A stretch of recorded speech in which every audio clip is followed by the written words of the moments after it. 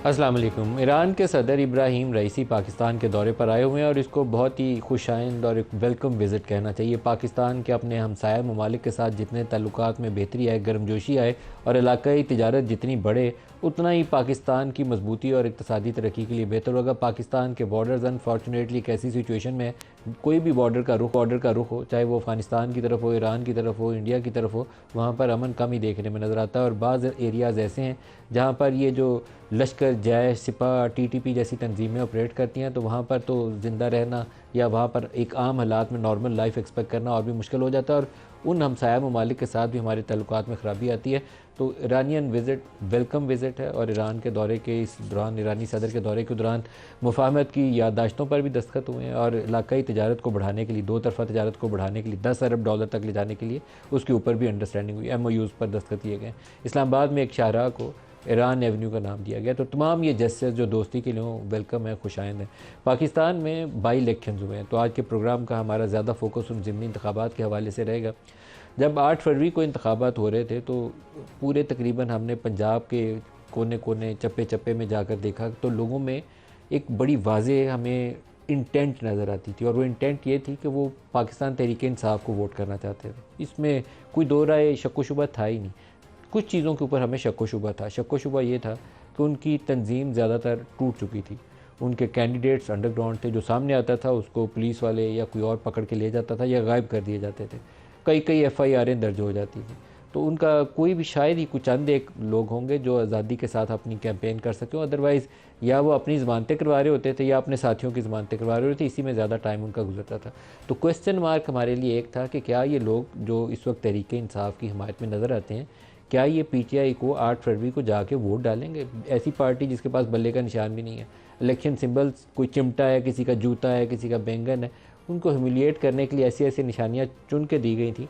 अब मालूम नहीं कि उनकी मर्ज़ी और मंशा क्या थी। फिर इंतखाबात से पहले इमरान खान के ऊपर 3-4 केसेस में, ऊपर नीचे 3-4 केसेस के अंदर 30-32 साल की सज़ा, तकरीबन उस पैटर्न को दोहराया गया जो नवाज शरीफ के ऊपर आजमाया गया था।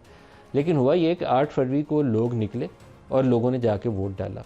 हमारे सामने जो चीज़ वाज़े नहीं थी कि क्या ये लोग बड़ी तादाद में निकल के PTI को वोट डालेंगे। मेरी अपनी अजम्पशन थी कि अगर हाई 50s में परसेंटेज रहती है टर्न आउट की, तो फिर PTI बेनिफिट करेगी। लेकिन अगर ये 30s में हुई तो ट्रेडिशनली जो PMLN का वोट है वो उसको पड़ेगा, कुछ लोग जाके PTI को वोट करेंगे, तो PTI डिसएडवांटेज रहेगी। ये मेरी अपनी अजम्पशन थी जो 8 फरवरी को गलत साबित हुई। लोग बड़ी तादाद में निकले और बड़ी तादाद में जाके उन्होंने वोट डाला। और फिर 8 फरवरी वाला दिन इतना बुरा नहीं था। पहले प्री पोल बहुत कुछ खराबी हुई थी, 8 फरवरी का दिन मोर और लेस ठीक था।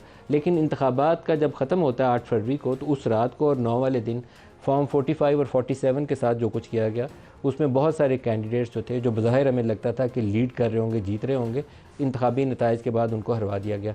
ये एक अनफॉर्चुनेट रियलिटी है पाकिस्तानी इंतखाबात की, जिससे इंतखाबी अमल के ऊपर शकूक व शुबहात पैदा हो जाते हैं।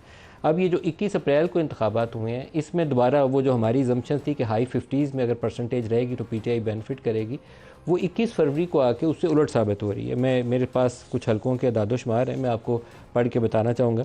द PP 147 लाहौर है, 13.97% टर्न आउट है, 13.97%। ये शहरी हल्के का 13.97%। PP 149 लाहौर है, 23.58%। PP 158 है, 39.96। PP 164 लाहौर है, 41.6। हल्का PP 266 45.78। शायद पंजाब वाले हल्कों में से जो बड़ी परसेंटेज है वो रहीमी खान में रिपोर्ट हो रही है। फिर PPP 290 डेरा गाजी खान 46.18 है। चले जाएं चकवाल में, PP 22 42.84, PP 32 Gujarat 44.45, PP 36 Wazirabad 44.38, PP 54 Narowal 46.37 और भक्कर के अंदर सरप्राइजिंगली 64% टर्न आउट है। PP 139 शेखपुरा 43.9%।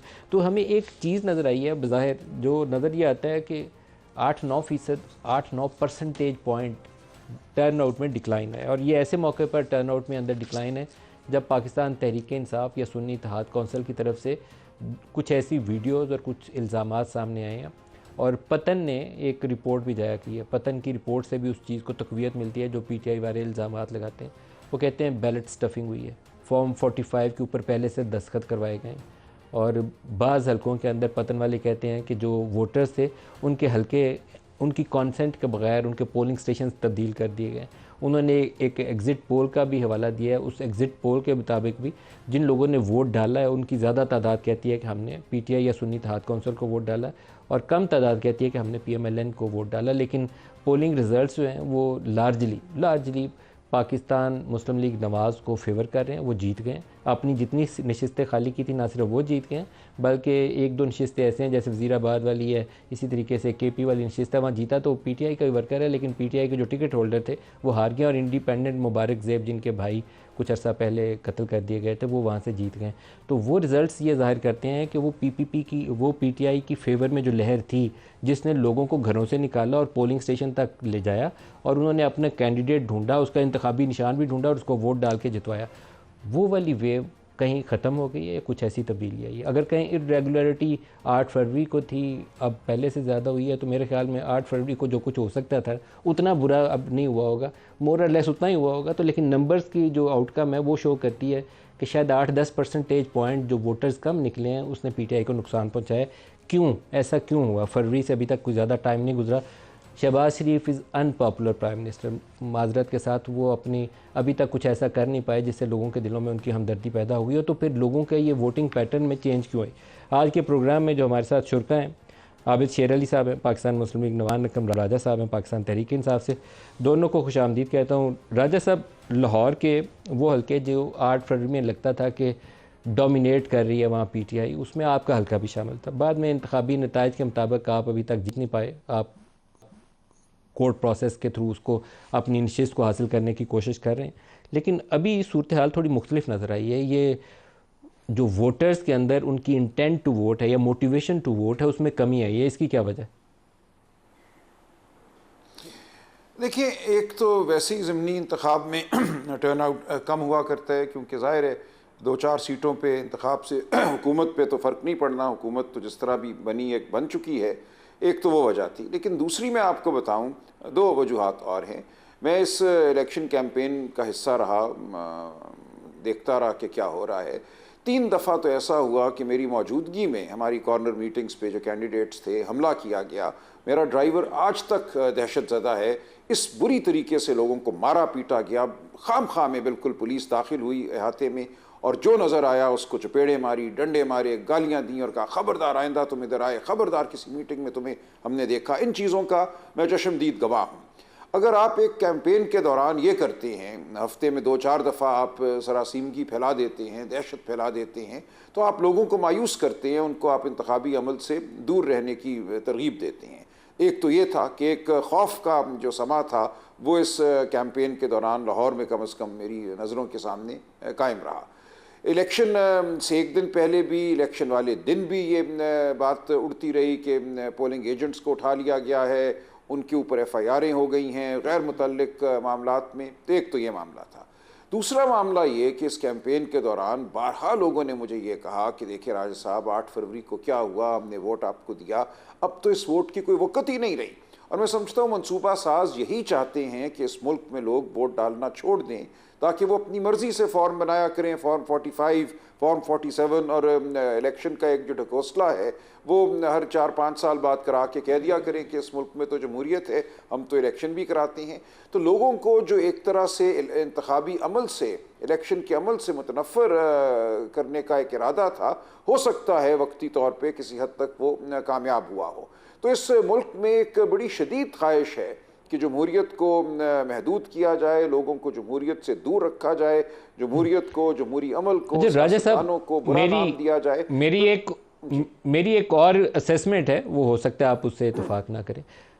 मेरी असेसमेंट यह है कि जो पॉलिटिक्स की पाकिस्तान तहरीक इंसाफ ने 8 फरवरी के इंतखाबात के बाद आज तक, उसने वोटर्स को डीमोटिवेट करने में रोल अदा किया है।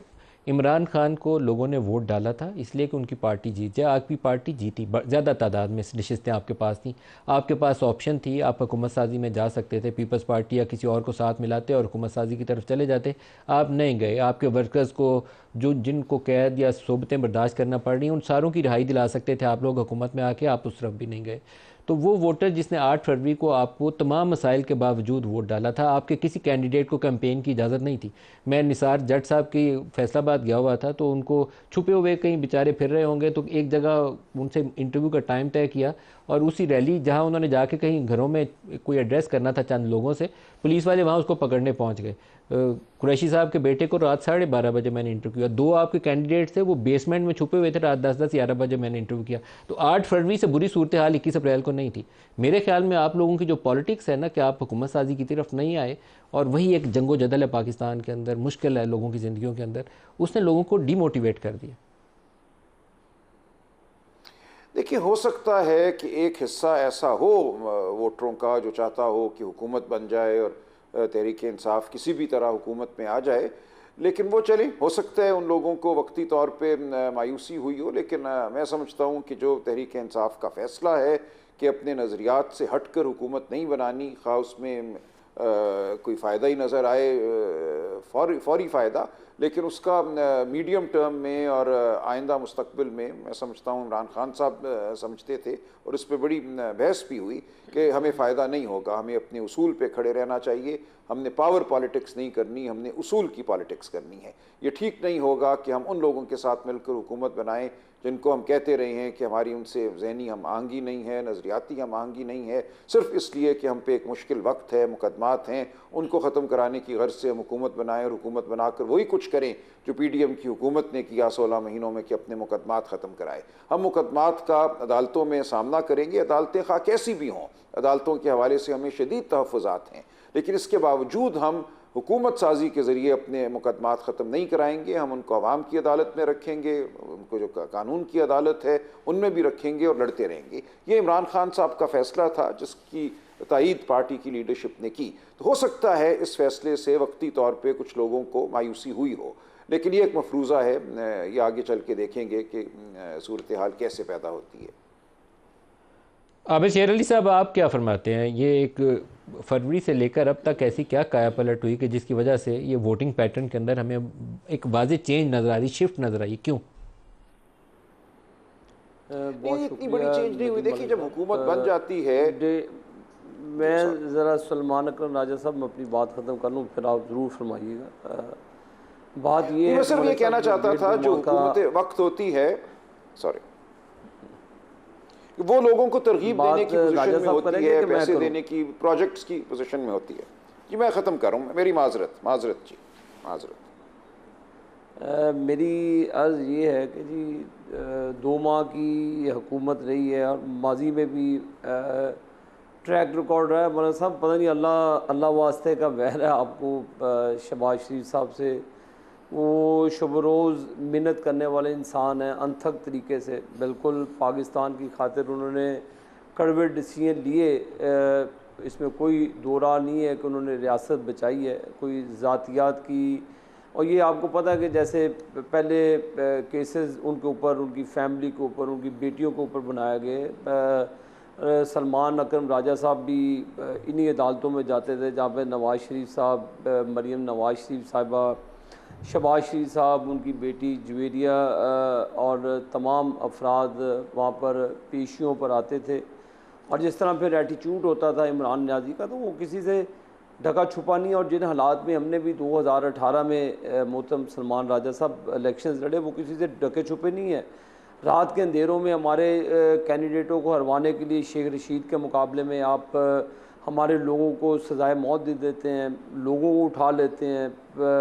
नवाज़ शरीफ और मरीम नवाज़ को बाहर आने से 2 साल की मेहनत का ज़ाया होना, तो ये उस वक्त आप पावर पॉलिटिक्स का हिस्सा बने, आपकी जमात बनी जो आजकल सुन्नी इत्तेहाद कौंसिल है, तो वो उस वक्त वो तमाम साजिशों का मंबा बनी, गढ़ बनी, अमाजगाह बनी, जिससे पॉलिटिकल सिस्टम डिरेल हो, जहाँ पर मुस्तहकम जो जमहूरी हुकूमतें हैं उनका वो फेल हो। आपके दौर में ये पार्लियामेंट को हॉस्टेज किया गया, आपके दौर में पार्लियामेंट को एक शख्स के हवाले कर दिया गया जो आकर वो एजेंडा भी वही सेट करते थे, पार्लियामेंट भी वही चलाते थे। तो ये सलमान अकरम राजा साहब, आप ज़रा मेहरबानी करके माजी में जाएं। मैं आपका एज ए लॉयर मैं आपकी बेहद एहतराम और इज़्ज़त करता हूँ, आप बहुत अच्छे इंसान हैं, इसमें कोई दो राह नहीं। पॉलिटिकल डिफरेंसेस हमारे हो सकते हैं, लेकिन आप भी उसी एरा में रहे हैं जहाँ पर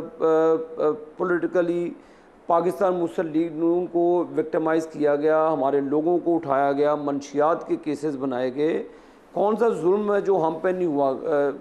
आबिद शेरल, ये तो सारी तारीख है जिसको आप दोहरा रहे हैं, लेकिन 8 फरवरी से लेकर 21 अप्रैल के दरमियान में ऐसा क्या हुआ कि लोग जो थे वो वोट डालने कम निकले और लाहौर के शहरी हलकों में वो तादाद बहुत ज़्यादा नीचे गिरी। मलिक साहब, एहतराम के साथ, ये मुस्लिम लीग नून ही की छोड़ी हुई सीटें थी जहाँ पर हमारे कैंडिडेट लड़ते हैं। हम भी पॉलिटिकल प्रोसेस का हिस्सा हैं और आपको पता है कि ज़ाहिर है कि जिनकी हुकूमतें बन जाएं फिर लोगों का जो एक रुझान होता है, ये जो बाई इलेक्शंस है, तो ये बहुत हट कर होता है, ये जाके 1.5-2 साल के बाद। मुझे थोड़ा सा आपसे इख्तिलाफ है। पंजाब में कहा जाता है जिसकी हुकूमत और लोग उसको वोट डालने निकलते हैं। आबिद शेर अली साहब, लेकिन अभी माजी करीब में ही ये इंतखाबात से पहले 25 नशिस्तों के ऊपर बाई इलेक्शन हुए थे।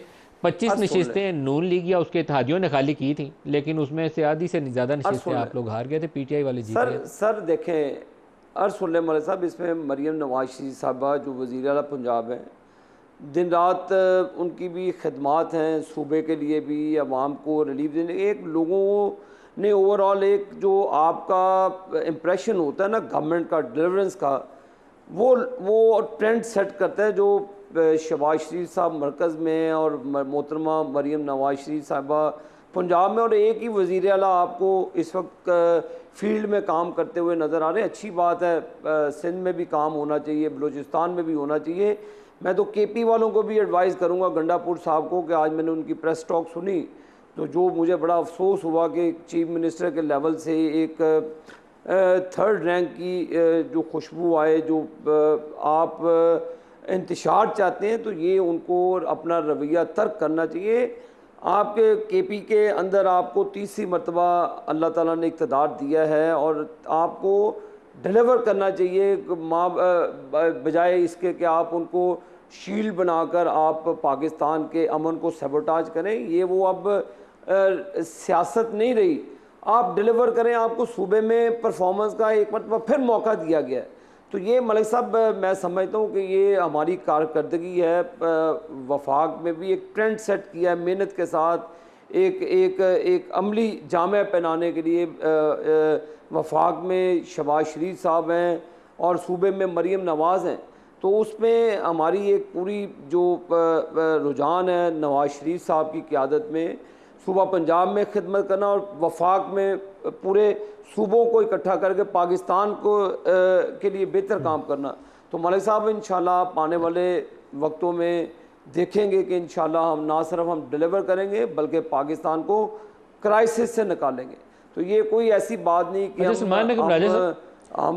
सलमान राजा साहब, जो 8 फरवरी के इंतखाबात से पहले 3 केसेस का ऊपर नीचे इमरान खान के ख़िलाफ़ फैसला हुआ था, मुझे लगता था कि लोगों को उसने मोटिवेट किया, लोग निकले हैं बाहर, और एंटी स्टैब्लिशमेंट फीलिंग पंजाब के अंदर मुझे पहली दफ़ा लगा कि लोगों के अंदर उसका असर नज़र आ रहा है। मुझे लोग निकल रहे हैं जाके गुस्से में वोट डाल रहे हैं कि नहीं, हमने वोट डालना है और जितवाना है।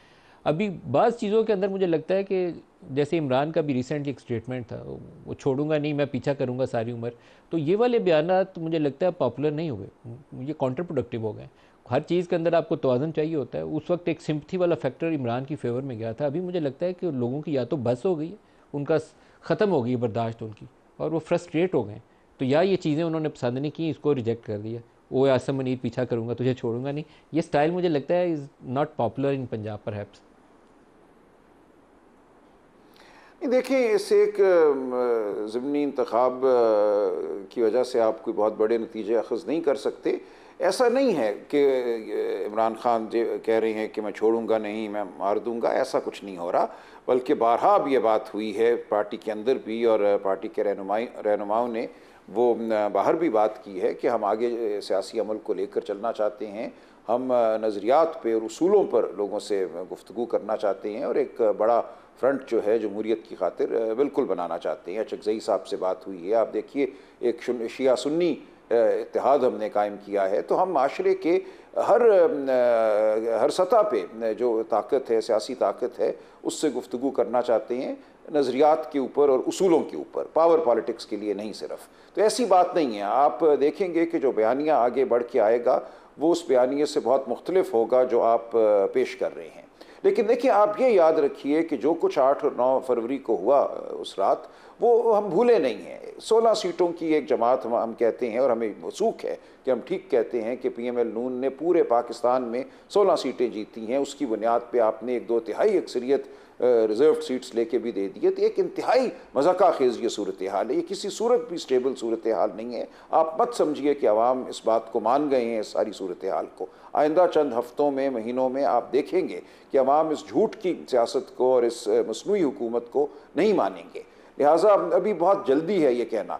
इस दफ़ा भी वही हुआ। अच्छा सरवर बारी साहब हमारे साथ शामिल हो रहे हैं। अभी मैंने एक पतन का सर्वे कोट किया था, हर जगह से जी जी हर जगह से इस दफा फिर यही हुआ कि कैंडिडेट्स और उनके इलेक्शन एजेंट्स को RO के दफ्तर में दाखिल नहीं होने दिया गया। रात की तारीकी में फिर रिजल्ट मुरतब किए गए। तो ये तमाम जो एक तमाशा है, ये उसी तरह से चल रहा है और अवाम इसका जवाब देंगे यकीनन। सरवर बारी साहब बहुत शुक्रिया, आप हमारे साथ शामिल हो रहे हैं।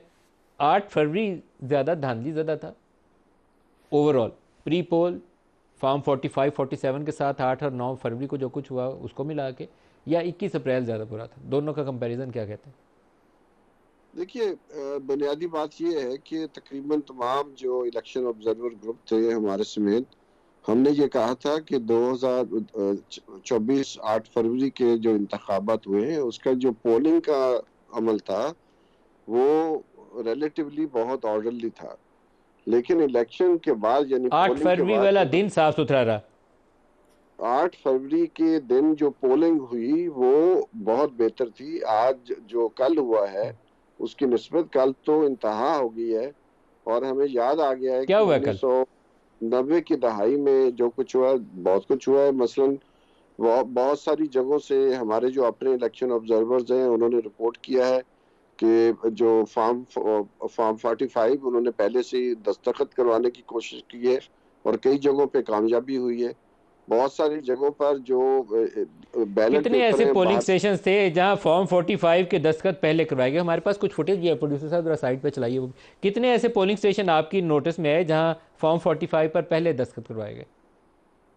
देखिए, कहा तो जा रहे हैं बहुत सारी जगहों पर, लेकिन मैं आपको जो मेरे पास फिगर्स हैं हमारे पास, क्योंकि अभी हम रिपोर्ट तैयार कर रहे हैं, तकरीबन 12% जो हमारे रिस्पोंडेंट्स थे कल यानी इलेक्शन के बाद जो एग्जिट पोल हमने किया है उसमें 12% लोगों ने कहा है कि जो पोलिंग स्टेशन है वहां पर उनके वो पोलिंग स्टेशन नहीं थे जो 8 फरवरी को थे, उनके पोलिंग स्टेशन ही चेंज कर दिए गए थे। इसी तरह कुछ 14% के लगभग जो एग्जिट पोल के रिस्पोंडेंट्स हैं उन्होंने क्लेम किया है कि पोलिंग स्टेशन के अंदर जो है वो PTI और सुन्नी इत्तेहाद के जो पोलिंग एजेंट्स हैं वो मौजूद नहीं थे।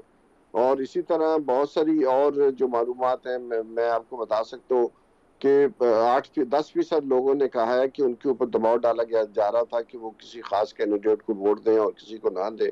इसी तरह 12% रिस्पोंडेंट्स ने कहा है कि उनको शक पड़ा है कि इलेक्शन पोलिंग बूथ के अंदर रिगिंग का कुछ समा था। और इसी तरह 7% के करीब तकरीबन जो है लोगों ने कहा है कि जो उनको मुश्किलात पेश आई हैं वोट डालने में। वहाँ आपने एग्जिट पोल्स में लोगों से ये भी पूछा कि उन्होंने किस जमात को वोट डाला है, तो नून लीग और PTI की परसेंटेज क्या थी? मैं आपके साथ शेयर कर देता हूँ। 39% लोगों ने कहा है कि हमने वोट डाला है PTI और सुन्नी इत्तेहाद के कैंडिडेट्स को, और 25% लोगों ने कहा है कि उन्होंने PMLN को वोट डाला है। और ये तकरीबन जो तो ये नतायज उससे उलट क्यों है सर? जी, नतायज उससे उलट क्यों है? आप कह रहे हैं 39% ने PTI को डाला और 25% ने नून को डाला है, तो नतीजा तो जाहिर करता है नून लीग जीती है। नतीजा तो मलिक साहब आपको पता ही है कैसे चेंज होते हैं नतीजे पाकिस्तान में। बहुत आज नहीं है, बहुत अरसे से ये प्रैक्टिस जारी है। और जो हमारे रेस्पोंडेंट्स हैं वो 83% लोगों ने कहा है कि उन्होंने 8 फरवरी को वोट डाला था। और इसी तरह हमने ये भी पूछा कि उन्होंने 8 फरवरी को किसको वोट डाला था, तो तकरीबन यही रेशो नजर आ रही है, यानी कि वोट वोटिंग के पैटर्न में कोई बड़ी तब्दीली नहीं आई, बिल्कुल उसी तरह वोट डाला है ब्रेक लोगों ब्रेक ने आ जिस गया जी, तरह करीब ब्रेक ले लेगा।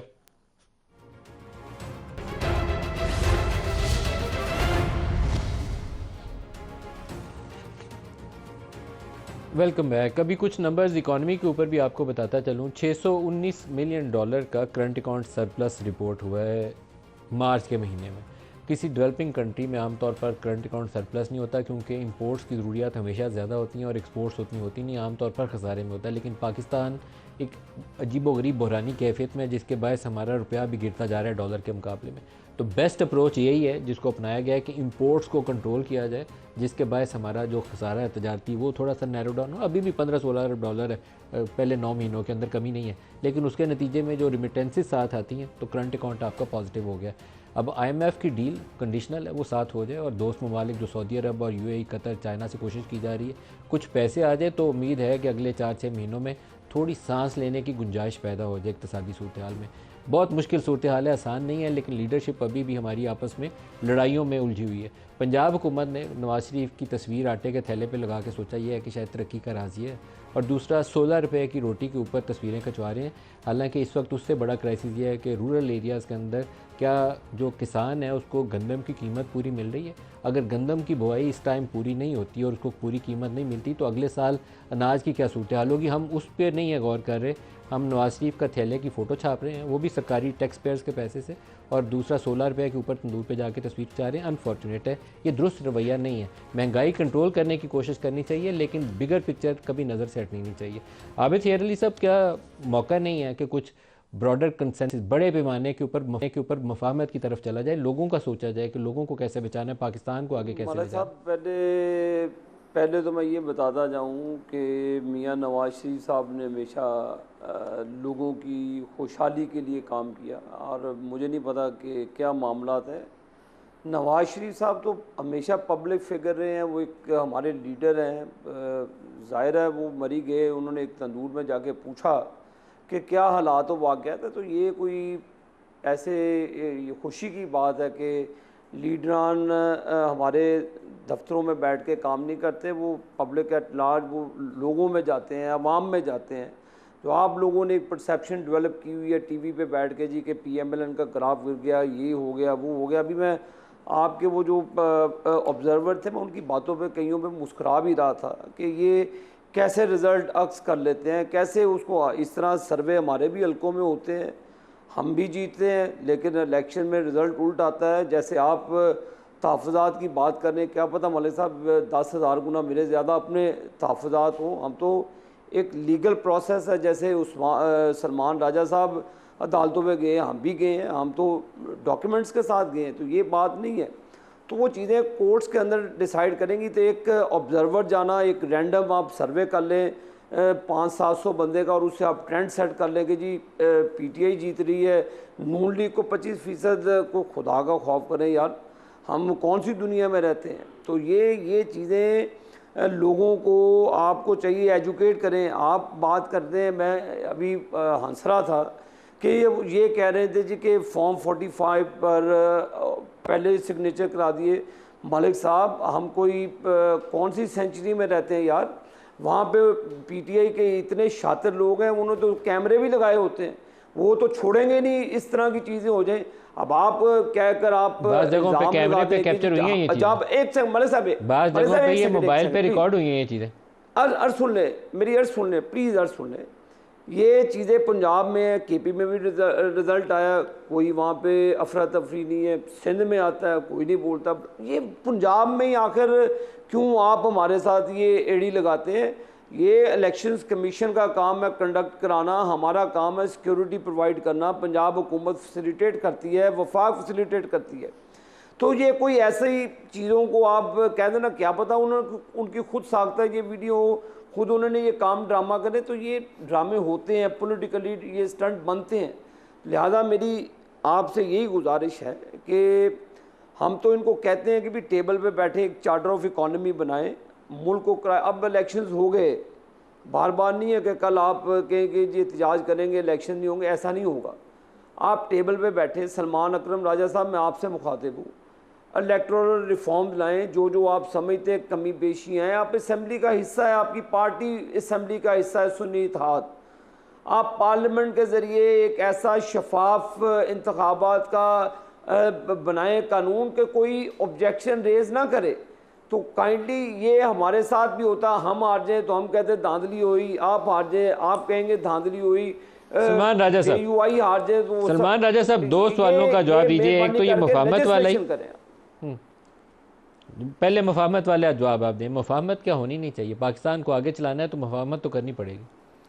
नहीं, बिल्कुल। देखिए, ये हम बारहा कह रहे हैं कि उसूलों के ऊपर, नज़रियात के ऊपर, इशूज़ के ऊपर बिल्कुल गुफ्तगू होनी चाहिए, और कोई मैं समझता हूँ वजह नहीं है कि बहुत सी बातों पे हम इत्तफाक ना करें। मईशत को वाक़ियतन मैं समझता हूँ हमें चलाने के लिए बहुत सी बातों पे इत्तफाक करना होगा, एक समझौता भी करना होगा, और जो इस वक्त हो रहा है वो किसी सूरत मैं समझता हूँ मईशत के लिए कोई देरपा हल नहीं है। ये कहना कि हम कोई अपना असासा बेच देंगे किसी गैर मुल्की हुकूमत को तो उससे मुल्क दौड़ने लगेगा, मईशत में तरक्की आ जाएगी, कोई हमें 10 बिलियन दे देगा, 15, ऐसे नहीं चलते मुल्क। देखिए, मुल्क तब चलते हैं जब मुल्क की जो आवाम है, जो मुल्क के नौजवान हैं, वो अपना मुस्तकबिल इस मुल्क में देखें, वो तनदही से, जोश व खरोश से यहाँ पे अपनी ज़िंदगियाँ बनाना चाहें, या इन्वेस्टमेंट करें, छोटी छोटी इन्वेस्टमेंट करें, कोई 50,000 की करे, कोई 2 लाख की करे, तो उससे मुल्क में एक तवानाई पैदा होती है। आप चीन को देखिए, चीन इसलिए नहीं उठा था कि किसी ने बाहर से आके वहाँ 10-20 बिलियन डॉलर खर्च कर दिए थे। 60 बिलियन तो 2015 से 2020 के दौरान सीपेक के तहत पाकिस्तान में भी इन्वेस्ट हो गए। क्या फ़र्क पड़ा हमारी मईशत को? मईशत को फ़र्क तब पड़ता है जब उसके अफराद, उसके रहने वाले जो लोग हैं, वो मईशत से जुड़ जाएं और अपनी ज़िंदगियों को, अपने बच्चों की ज़िंदगियों को इस मुल्क से और इस मुल्क की मईशत से मुंसलिक देखें। इस वक्त हमने मायूसी पैदा कर दी है। जो हमने इलेक्शन पर हमला किया है, मुझसे नज़र नहीं चुरा सकते। मैं मौजूद हूँ और जिस दिन तक मैं ज़िंदा हूँ मैं बताता रहूँगा कि उस रात क्या हुआ, किस तरह पाकिस्तान के इलेक्शन पर एक हमला हुआ, और वो हमला फिर 21 अप्रैल को हुआ। अब हमने बिल्कुल उसको एक फाइन आर्ट बना दिया है। उस दिन तो काट छांट हुई, फॉर्म 45 मज़ाक़ाखेज़ किस्म की हमें नज़र आए। अब इन्होंने ये किया है कि मुकम्मल तौर पे एक नया फॉर्म 45 जो है वो बना के वहाँ पे तब्दील कर देते हैं ताकि काट छांट नज़र ना आए। तो जो आप इलेक्शन के साथ खिलवाड़ कर रहे हैं, उससे जो मायूसी आप पैदा कर रहे हैं अवाम में, उसके बाद मईशत की तरक्की नामुमकिन है। हम कोई वो उस तरह की रियासत नहीं है जैसे चीन था या कोरिया था, जहाँ कभी सियासी आज़ादी थी नहीं, जहाँ कभी आज़ादी फ़िक्र नहीं थी, सियासत की आज़ादी नहीं थी, आज़ादी इज़हार नहीं थी, पार्टियाँ नहीं थी। वहाँ उन्होंने एक और दौर में एक टोटलिटेरियन या आप कह लीजिए एक सख्तगीर हुकूमत के तहत उन्होंने कुछ तरक्की की। लेकिन हम उस किस्म का मुल्क नहीं हैं, हम उस किस्म की कौम नहीं हैं। हम एक वो कौम हैं जो अपनी आज़ादियाँ, अपनी शख्सी आज़ादियाँ चाहती है। तो आपको इस कौम को आगे लेकर बढ़ना है, और अगर हमें आगे बढ़ना है तो हमें एक चार्टर ऑफ डेमोक्रेसी भी बनाना होगा, और उसी के ज़रिए चार्टर ऑफ इकानमी मैं समझता हूँ तश्कील होगा। जो एक मसनूई हुकूमत और एक मसनूई हम मईशत इस वक्त बनाना चाह रहे हैं, ये आप देखेंगे धड़ाम से नीचे गिरेगी और कुछ भी आपके पल्ले नहीं पड़ेगा। सरवर बारी साहब, जो परसेंटेज ऑफ वोट्स कम हुई है वो काफ़ी ज़्यादा तकलीफ दे नज़र आती है। लाहौर में 13%, 20%, 22%। कौमी असम्बली के जो हल्के हैं उसके अंदर भी मैं देखता हूँ तो कंबर Shahdad coat 22%, 22.79। NA-119 Lahore 19.12%। NA-132 कसूर उसमें रिलेटिवली बेहतर है 45%। NA-44 DI Khan 24.5%। ये परसेंटेज वोट क्यों नीचे गिर गई है? टर्न आउट क्यों नीचे गिरा है? देखिए, जो हमने सलूक किया है 8 फरवरी के इंतखाबात में लोगों ने बहुत बड़ी तादाद में वोट डाला था, और उस वक्त भी जो नेट को बंद किया गया, SMS सर्विस बंद की गई, और वो अंधेरा कायम कर और उसके बाद जो है वो सारे सबको चेंज किया गया, लोगों की जो राय है उसको बदला गया, और उसके नतीजे में एक मायूसी फैली है। लेकिन ये कहना कि वोटर टर्नआउट कम हुआ है, तो वो तो हमारे सामने है। लेकिन इस वोटर टर्नआउट कम होने के बावजूद जो रेशियो है PTI या सुन्नी इत्तेहाद के जॉइंट कैंडिडेट्स के लिए और जो PMLN के लिए, और जो 8 फरवरी को हुआ था, उस रेशो में कोई जमीन आसमान का फर्क नहीं पड़ा, वही रहा है। लेकिन जो अभी बात कर रहे थे सलमान राजा साहब और हमारे दोस्त जो आबिद शेर अली साहब, उनकी इतला के लिए है कि ये दुनिया भर में, चाहे अमेरिका हो, बरतानिया हो, चाहे इंडिया हो, हर जगह पर जो इलेक्शन ऑब्जर्वेशन की जाती है वो ये नहीं है कि हर पोलिंग स्टेशन पर जाके बैठ के करते हैं, वो चंद हजार लोगों की इंटरव्यू करते हैं और उसकी बुनियाद पर एक नतीजा निकालते हैं, और आमतौर पर वो जो कहते हैं वो सही ही होता है। उसमें कभी कभार तो गलती का इम्कान हो सकता है, लेकिन आमतौर पर उनके नतायज और जो इलेक्शन के नतायज होते हैं उनमें कोई फर्क नहीं होता बड़ा। लेकिन ये कि बुनियादी बात ये ये है आपकी कि बात वोटर काफ़ी हद तक turnout सही है। कम होने की हम बात इंतखाबात में तो जब ये मुख्तलिफ पंजाब के हलकों में जाते हैं तो करते यही हैं कि हम भी हर हलके में जाके 500-700 एक जगह से, 500-700 एक जगह से लोगों से रिस्पांस लेते हैं, कैमरा पे रिकॉर्ड करते हैं, वैसे इंटरेक्शन में पूछते हैं। आम तौर पर वो ट्रेंड को सही जाहिर करता है, गलत नहीं होता। 95% वो दुरुस्त ट्रेंड को जाहिर कर रहा होता है। 5% हो सकता है मेरी गलती हो, अदरवाइज़ मेरा नहीं ख्याल है गलत होता है। इसी तरह आपके एग्जिट पोल्स का भी यही तरीकाकार है। जी जी बिल्कुल।